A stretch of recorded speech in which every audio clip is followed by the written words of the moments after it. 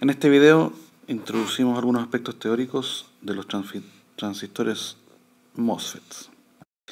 Los transistores MOSFET son los más utilizados actualmente porque se ha desarrollado mucho y se ha perfeccionado muchísimo el diseño y la construcción de transistores MOSFET en circuitos integrados, especialmente como se puede ver en esta imagen que muestra la construcción de un transistor MOSFET en silicio.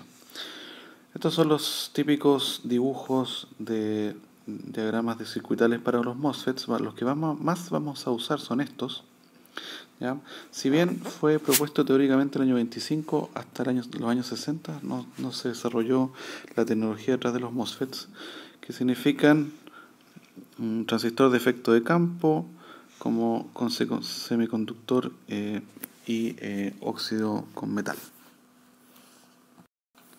Entonces veamos la parte teórica, la parte de operación del MOSFET como un dispositivo basado en silicio. Ustedes pueden ver que tiene tres o cuatro terminales: el DREN, la compuerta y la fuente, o drain, gate y source. El cuerpo o body algunas veces está conectado, otras veces no. La mayoría de las veces lo vamos a usar de esta manera, en que claramente se puede ver el cuerpo aquí y la fuente y el DREN, y con un tercer contacto o terminal que es la compuerta. ¿Cómo está construido? Está construido en base a un sustrato de silicio, que en este caso, para estas explicaciones es de tipo P, ¿ya? Y a él ahí podría haber un electrodo que corresponde al terminal de cuerpo del dispositivo. Y sobre ese sustrato P hay dos regiones que son implantes con una dopaje muy fuerte o de una alta concentración N, por eso se llama N+, que corresponden a la fuente y el DREN. Entre ellos se instala una delgada capa de óxido de silicio, que es un aislador, por lo tanto un dieléctrico, que tiene una espesor TOX, y sobre él una capa metálica con la que se conecta la compuerta o gate. Así como existen electrodos en la compuerta, existen electrodos en la fuente y en el DREN para las conexiones eléctricas al dispositivo. Este otro es un diagrama tridimensional, entonces ustedes pueden ver que hay un cierto largo y un cierto ancho del dispositivo, y eso va a cambiar sus propiedades eléctricas. Como ya se pueden imaginar, este dieléctrico entre medio produce aquí un efecto de capacitor entre la compuerta y el resto del dispositivo. Entonces, primero veamos qué ocurre si ningún voltaje aparece en los terminales del dispositivo. Es decir, simplemente tenemos estas dos regiones N conectadas por una región P. Fácilmente ustedes se pueden dar cuenta que tenemos en el fondo dos diodos, uno aquí, PN, y otro diodo acá, y por lo tanto el circuito equivalente, aun cuando eso no significa que uno pueda construir un MOSFET a partir de eso, pero el circuito equivalente es este. Dos regiones P unidas a regiones N, por lo tanto son dos diodos en antiparalelo entre el cuerpo, la fuente y el DREN. Ahora, lo que queremos hacer con el dispositivo es que conduzca corriente de una manera controlada.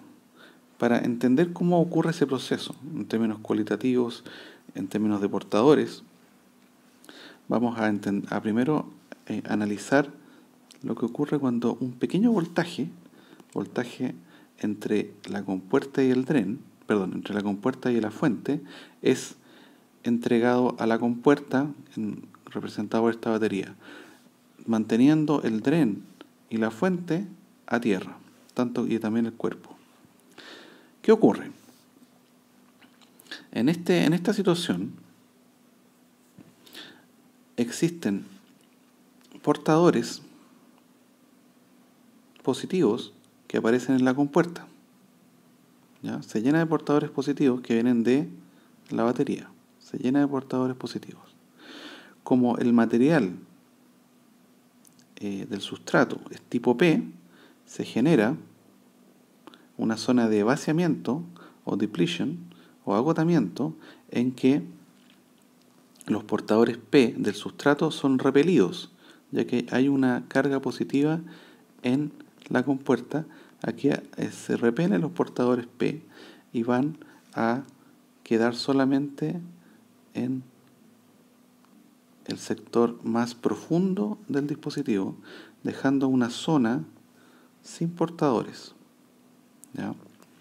Al haber una zona sin portadores, entonces estas zonas del DREN y la fuente, que son de alta concentración, difunden y son atraídos por esta carga positiva en la compuerta. Por lo tanto, se crea un canal N, ¿ya? Un canal N de portadores entre DREN y fuente, que es inducido por la compuerta que tiene portadores positivos y por el vaciamiento de los portadores P del sustrato. Entonces, en un MOSFET, porque pasa a ser el MOSFET, se llama tipo N, ¿ya? Esto es muy importante, el sustrato es tipo P. Y esto es lo que se le llama a un NMOS. Como pueden imaginarse, un PMOS, que es el complementario, se produce un canal tipo P y el sustrato es tipo N. Entonces, en la presencia de un voltaje gate source VGS mayor a 0, los huecos del sustrato son repelidos lejos de la compuerta. Ahora, nosotros queremos que en el fondo fluya una corriente entre drain y source, un drain y source o drain y fuente, por ese canal que acabamos de inducir y que es inducido por este voltaje. Por lo tanto, debemos levantar uno de los dos voltajes en el drain o el source y vamos a partir poniendo una pequeña fuente, un valor pequeño, en el drain y ver qué ocurre. Como se pueden imaginar, empieza a existir una corriente, circula una corriente en este sentido, entre drain y source a tierra. Aquí hay una fuente positiva, hay una circulación de corriente facilitada por este canal que se forma en el sustrato. Esa corriente va a depender primero del voltaje drain source. Mientras mayor ese voltaje, mayor esa corriente. Por lo tanto, si yo me voy hacia la derecha en este gráfico y trato de encontrar la corriente de drain I sub D, que está acá, va a depender entonces de qué voltaje esté utilizando en el voltaje drain source para ver qué corriente me va a circular. Pero también depende del voltaje que yo coloco en gate source. Es decir, tengo un voltaje de 150 mA en drain source aquí, y puedo encontrar entonces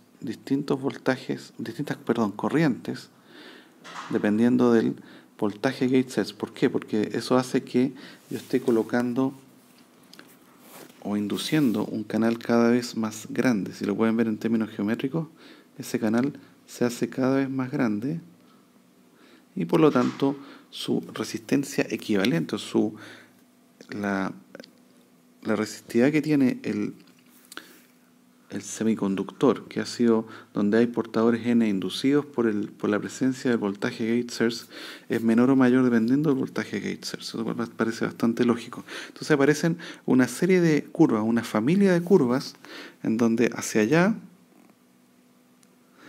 crece el voltaje gate source. Ahora, ese voltaje tiene que ser mayor a un voltaje umbral, ¿ya?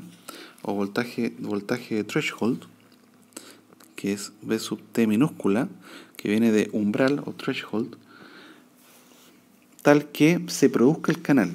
En la medida en que no se produce canal, entonces la corriente no existe y las curvas son voltaje, la corriente es cero para cualquier voltaje drain source. En la medida en que supero el umbral, y aquí voy superando los valores cada vez más crecientes, esta familia de curvas se crea y para el mismo voltaje drain source entonces mis corrientes de drain son cada vez mayores.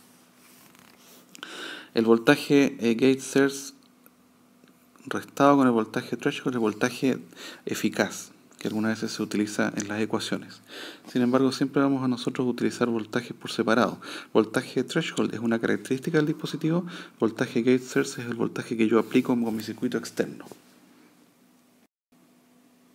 Entonces, considerando un voltaje gate source dado, por ejemplo, aquí tenemos un detalle importante. Esta corriente, la corriente de compuerta, es cero porque no tiene a dónde ir. Una vez que hemos cargado este capacitor, no existe una corriente de compuerta permanente, porque esto es un capacitor y no tiene ningún camino la corriente hacia otras partes, otras patas del dispositivo, otros terminales. Ahora, si yo considero un voltaje en DS creciente, lo modifico, por eso es esta flecha, significa que estoy creciendo, haciendo crecer el voltaje.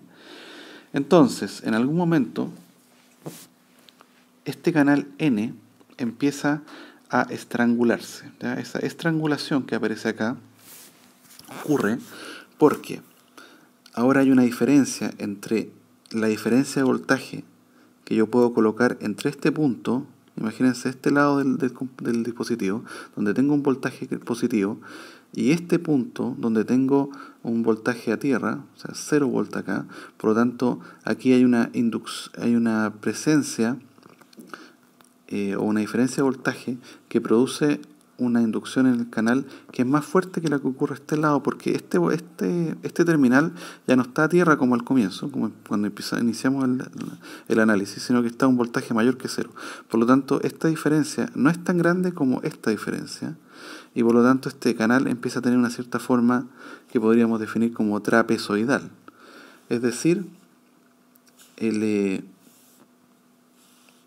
aquí existiría una mayor resistencia al flujo de corriente que aquí, ¿ya? Si pudiéramos verlo de esa manera. En la práctica va a existir una corriente, pero este punto, este lado del dispositivo es el que finalmente va a restringir ese paso de corriente. Entonces, yo puedo hacer crecer ese voltaje DS y crear esta estrangulación hasta un momento en que, y aquí hay una expresión, el canal llega prácticamente a no tener dimensión en el lado del drain, ¿ya? Y ese canal estrangulado hace que, si yo hago crecer más ese voltaje y trato de crear una curva que, digamos, una corriente más grande o un voltaje más grande en el voltaje drain, me aparece una zona ya en que el voltaje, el canal casi no aparece. Esto es un diagrama esquemático, pero en el fondo lo que quiere decir es que aun cuando yo siga creciendo el voltaje BDS ahora, la corriente no va a subir, se va a mantener estable. Y eso es lo que aparece en estas curvas.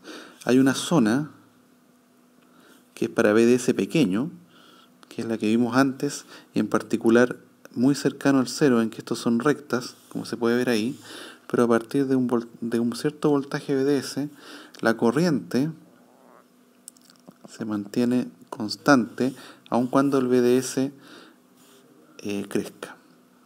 ¿Ya? BDS pequeño, BDS más grande.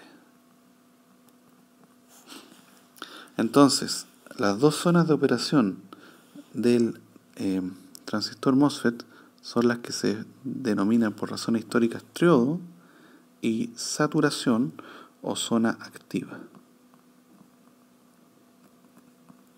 Y esta es la zona activa, es la que más vamos a usar para amplificación, como ustedes saben. Ustedes saben que queremos que el transistor MOSFET, si bien lo podemos usar como switch, y una aplicación importante en electrónica digital como switch, en este curso nuestra aplicación principal va a ser de amplificador. Es posible hacer un análisis muy sencillo para tratar de entender o tratar de encontrar un modelo sencillo, circuital de voltaje corriente que permita entender cómo opera el dispositivo o cómo la corriente evoluciona para distintos voltajes. Y ese se basa en hacer un análisis diferencial en una pequeña zona de X del dispositivo, en particular del capacitor que se forma entre el cuerpo y la compuerta, y moviendo eso para un canal que tiene una cierta forma y que tiene un cierto ancho y un cierto largo. Los detalles de eso se pueden ver en el libro. Lo importante acá es ver que para las dos zonas de operación, haciendo algunas simplificaciones, para la zona de tríodo y saturación, se usan dos ecuaciones, que después más adelante en cursos más avanzados son las que se llaman ecuaciones de canal ancho, que son aproximaciones para la relación entre voltaje y corriente, en el fondo para poder graficar o tratar de entender cómo encontrar los puntos de operación que quiero, especialmente las corrientes, en el dispositivo. Y esas son, ahí ustedes pueden ver relaciones fundamentales. Primero en la ecuación de tríodo, la corriente del dispositivo depende del voltaje que yo coloco en la compuerta, el voltaje de umbral, y se relaciona lineal y cuadráticamente al voltaje que aparece en el DREN. La gran diferencia, y con estos parámetros que son del dispositivo, el tamaño básicamente y la Kn', que es la constante que depende de la capacitancia y de la movilidad de los portadores en el dispositivo. La gran diferencia en saturación es que no aparece BDS, solamente aparece el voltaje gate source como un voltaje que uno puede controlar. Los demás son parámetros del dispositivo, y también el voltaje de saturación. Entonces, esas son las dos relaciones fundamentales que se usan para modelar la operación del dispositivo. El dispositivo es un semiconductor, se comporta de cierta manera, y un modelo grueso que permite hacer análisis en este curso para las dos zonas de operación producen esas dos ecuaciones. Se puede llevar a la operación y el modelo que estamos usando para cada una de las zonas de operación. Ahora, ¿por qué es tan utilizado? Porque en un mismo semiconductor se ha desarrollado tecnología para poder tener y hacer coexistir tanto dispositivos MOSFET NMOS como PMOS, y eso es lo que construye la tecnología de semiconductor que se llama CMOS, Complementary MOS. Y aquí pueden ver cómo un NMOS aparece diagramado en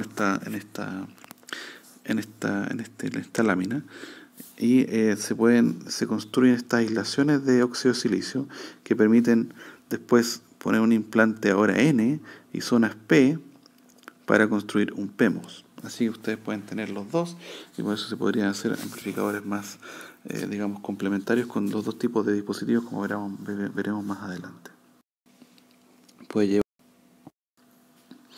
Entonces, en un NMOS, si uno fuera capaz de hacer este circuito de pruebas, esto lo podemos hacer después en SPICE, uno puede encontrarse que con este circuito uno puede dibujar las curvas características del dispositivo. Estas son las curvas que nos van a acompañar durante todo el capítulo y que muestran cómo evolucionan los voltajes y las corrientes en el dispositivo, ¿ya? Entonces tienen que considerar que tenemos un voltaje con puerta fuente, todo está referido a la fuente, si se dan cuenta, y otro voltaje de DREN fuente. Por lo tanto, si yo comando estos dos voltajes, puedo tener una familia de curvas, y las corrientes van a ser consecuencia de la operación del dispositivo.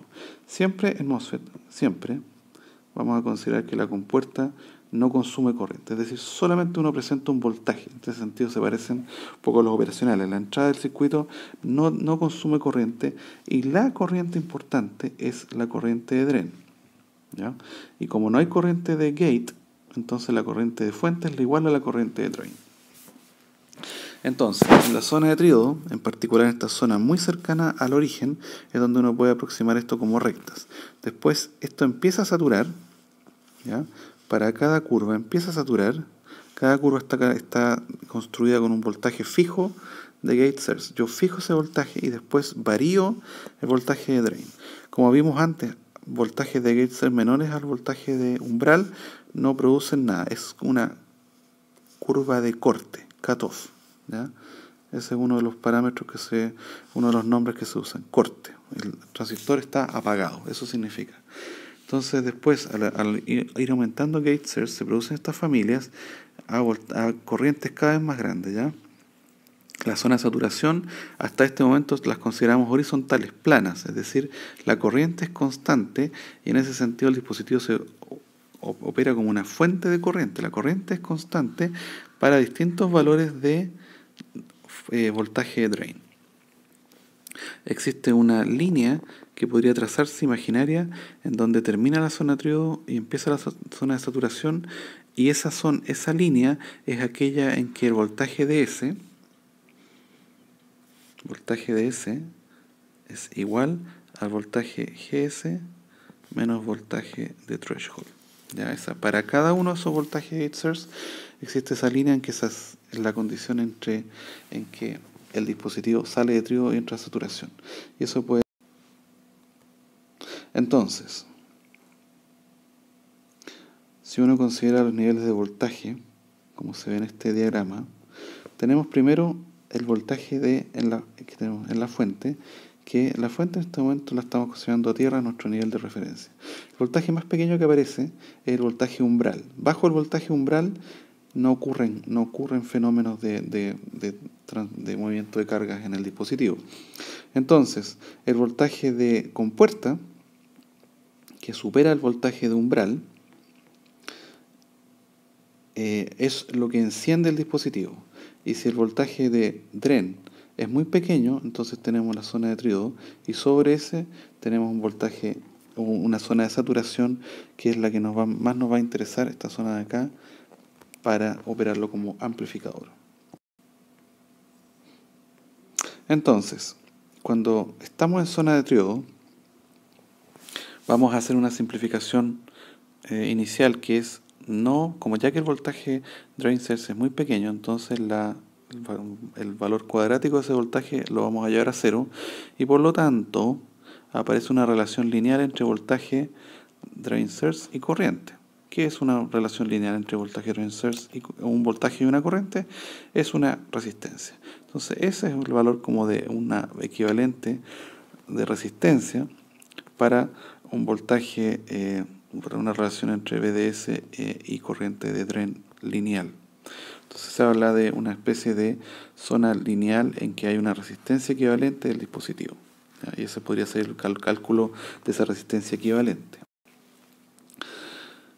En cambio, cuando tengamos una zona del trabajo, en la operación en la zona activa o saturación, entonces aparece esta fuente corriente que mencioné, que tiene como parámetro principal este voltaje gate source, donde la corriente es 0, como vimos, y hay una relación cuadrática entre el voltaje de overdrive o efectivo, la diferencia entre el voltaje gate source y el voltaje de umbral, y los parámetros del semiconductor, que están acá.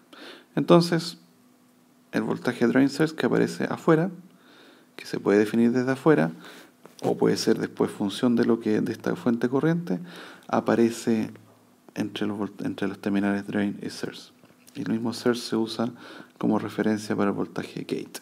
Entonces, cosas que ustedes ven en el circuito, donde aparece una fuente dependiente, ahora podemos entender cómo se implementa eso con el dispositivo real semiconductor.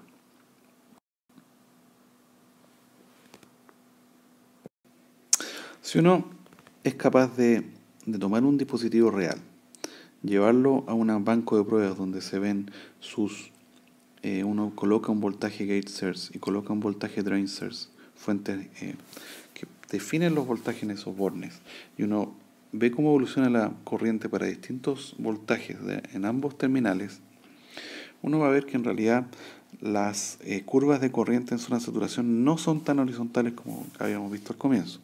En realidad tienden a tener una cierta pendiente, como se puede ver en estas curvas que son mucho más reales.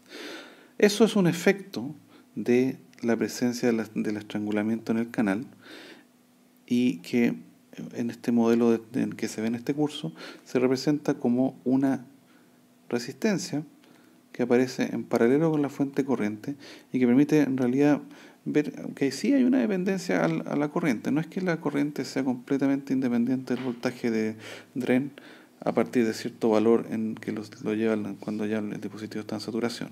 Entonces,